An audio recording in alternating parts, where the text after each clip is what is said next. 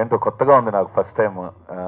ఏంటంటే అన్ని సినిమాల్లో పాడుతూ ఉంటాము, కానీ ఈ సినిమాలో పాడడం ఒక ప్రత్యేకత ఉంది. ఎందుకంటే ఇది ఒక ఎమోషనల్ అండ్ డివోషనల్ రెండు మిక్స్ తోటి చేసినటువంటి సాంగ్. స్నేహలత మేడం గారు మ్యూజిక్ చేయడం నాకు చాలా ప్రోగ్రామ్స్లో బాగా పరిచయం అనమాట. చాలా ప్రోగ్రామ్స్లో ఆవిడని చూసి నేను ఆవిడకి ప్రోగ్రామ్స్ ఆవిడతో చేయడం, ఆవిడ నాతో చేయడం జరిగింది. కానీ సడన్గా ఒకరోజు కాల్ వచ్చింది, ఇలా ఒక మంచి యాక్షన్, హారర్, థ్రిల్లర్, కొంచెం సోషో ఫ్యాంటసీ ఇవన్నీ మిక్స్ అయినటువంటి మూవీ 7-4 ఈ మూవీ వస్తుంది, యూ హ్యావ్ టు సింగ్ అన్నారు. స్నేహలత మేడం నాకు సింగర్గా ఒక సాంప్రదాయపరమైన ఈవిడ మ్యూజిక్ చేయడం ఏంటి అని అనుకున్నాను. ఐ వెంట్ ప్రోగ్రామ్ అక్కడ రికార్డింగ్కి వెళ్ళాను. అప్పటికే తెలిసింది అందులో అందరు పెద్ద సింగర్స్ అండి. ఒక ఫస్ట్ మూవీతోనే అంత ఉషావతప్ గారు, తర్వాత హేమచంద్ర, శ్రవణ భార్గవి, ఇంకా చాలా నోటెడ్ సింగర్స్ అందరూ కూడా ఇందులో పాడారు. అటువంటి ఆల్బంలో నేను కూడా పాడడం అనేది చాలా ఆనందంగా ఉంది. ఎందుకంటే పెద్ద హీరోల సినిమాలకి పాడుతున్న తరుణంలో ఇలా కొత్త మ్యూజిక్ డైరెక్టర్స్తో వర్క్ చేయడం అనేది కూడా డిఫరెంట్ అనుభూతి ఉంటుంది. ఐ రియల్లీ ఎంజాయ్డ్ అండి. ఆ సాంగ్ ఫస్ట్ విన్న వెంటనే కొంచెం హై పిచ్ ఉంటుందేమో, కొంచెం లో పిచ్ ఉంటుందేమో అనుకున్నాను. నేను పాడి కూడా ఐ థింక్ కొంచెం టైం అయింది. క్రైమ్ థ్రిల్లర్ మ్యూజిక్ మూవీకి చేస్తున్నాను అనగానే ప్రతివాడు నన్ను చూసి కింద నుంచి ఫస్ట్ పైకి దాకా చూసి నవ్వడమే. మరి విజయ్ శేఖర్ సంక్రాంతి గారు మాత్రం ఫస్ట్ నుంచి చివరి దాకా కూడా చాలా నా మీద కాన్ఫిడెన్స్గా ఉన్నారు ఆయన.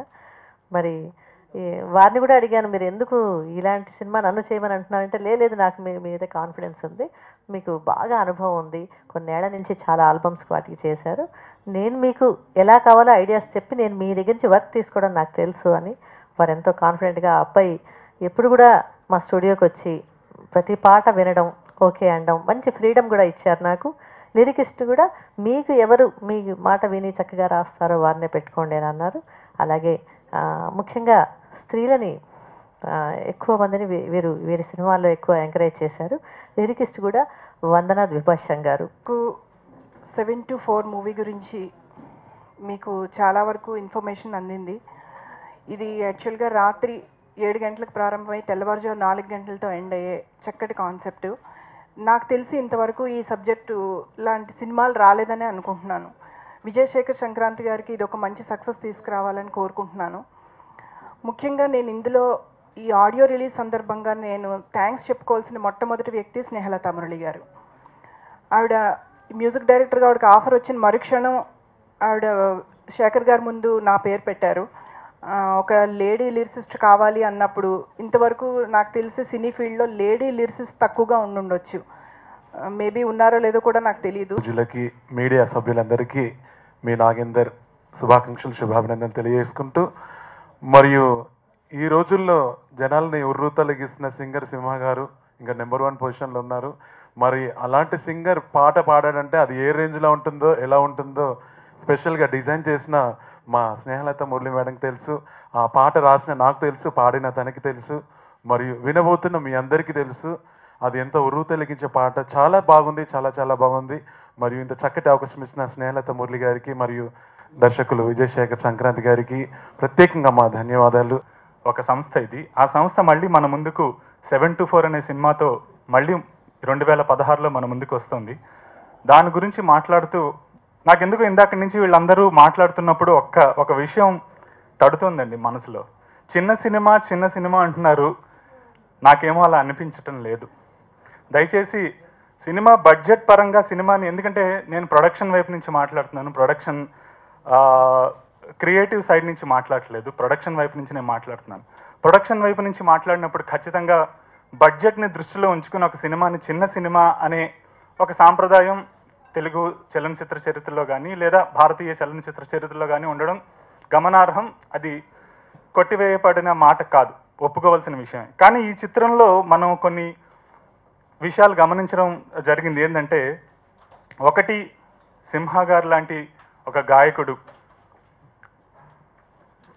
స్నేహలత మురళి గారు లాంటి ఒక సంగీత దర్శకురాలు తను మొట్టమొదటిసారిగా సినిమాకి పనిచేస్తున్నప్పుడు తెలుగు చలనచిత్ర సీమలో మంచి పేరుతో ముందుకు సాగుతున్న ఒక కళాకారుడు తనుగా ముందుకు వచ్చి ఒక పాటని పాడడం కానీ, ఉషా ఊతప్ లాంటి ఒక పాప్ సింగర్ తెలుగులో కూడా చాలా చాలా చాలా పాటలు పాడిన ఒక పాప్ సింగర్. 724 మూవీ ఆడియో రిలీజ్కి విచ్చేసిన పత్రికా మిత్రులకు మరియు మా క్రూ మెంబర్స్ అందరికీ నా హార్దిక వందనాలు. సార్, ఇక్కడ ఫస్ట్ మేము 724 మూవీ అనుకున్నప్పుడు స్టోరీ తయారైనాక మా మ్యూజిక్ డైరెక్టర్ గారి దగ్గరికి వెళ్ళాము. ఫస్ట్ మ్యూజిక్ గురించి మాట్లాడదామని వెళ్ళాము. అప్పుడు సాంగ్స్ అనుకోలేదు. వారికి స్టోరీ అంతా వినిపించాము. ఒక కొన్ని డేస్ తర్వాత మేడం చెప్పారు, సాంగ్స్ ఉంటే బాగుంటాయి విజయ్ అన్నారు. నేను లేదు మేడం, వితౌట్ సాంగ్స్ చేద్దాం అనుకుంటా అని. షూటింగ్ అయిపోయింది, అంతా చేసాము. సినిమా చూశారు మేడం మొత్తం ఆర్ఆర్ కోసం. చూసి ఇక్కడ ప్లేస్మెంట్స్ చెప్పారు మేడం. అప్పుడు మాకు కూడా అనిపించింది కరెక్టే, ఈ ప్లేస్మెంట్స్లో సాంగ్స్ ఉంటే బాగుంటుంది కదా అనుకున్నాం. సరే మేడం చేద్దాం అనుకున్నాం. సాంగ్స్ రాపిచ్చాక నేను అంతగా సాంగ్స్ ఇంట్రెస్ట్ లేదు నాకు. సరే అంతగా పట్టించుకోలేదు. మేడం సాంగ్స్ రాపిచ్చారు, లిరిసిస్ట్ పేర్లు చెప్పారు, ఓకే అనుకున్నాం, అయిపోయింది. నాకు ఎక్కడ ఆశ్చర్యం వేసిందంటే మేడం ఏదైనా వారు చేశాకే చెప్తారు, నాకు ముందే మాటలు చెప్పారు. ఒక లిస్ట్ నా ముందు పెట్టారు, వీళ్ళు సింగర్స్ అని. నేను ఫస్ట్ ఉషా ఉత్తుప్ గారి పేరు చూడను, మన పాపులేషన్ పద్మశ్రీ ఉషా ఉత్తుప్ గారి పేరు చూడగానే స్టన్ అయిపోయాను.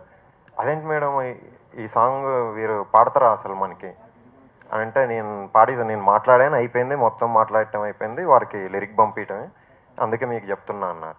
మనసే అలిగిని మదనం జరిగిని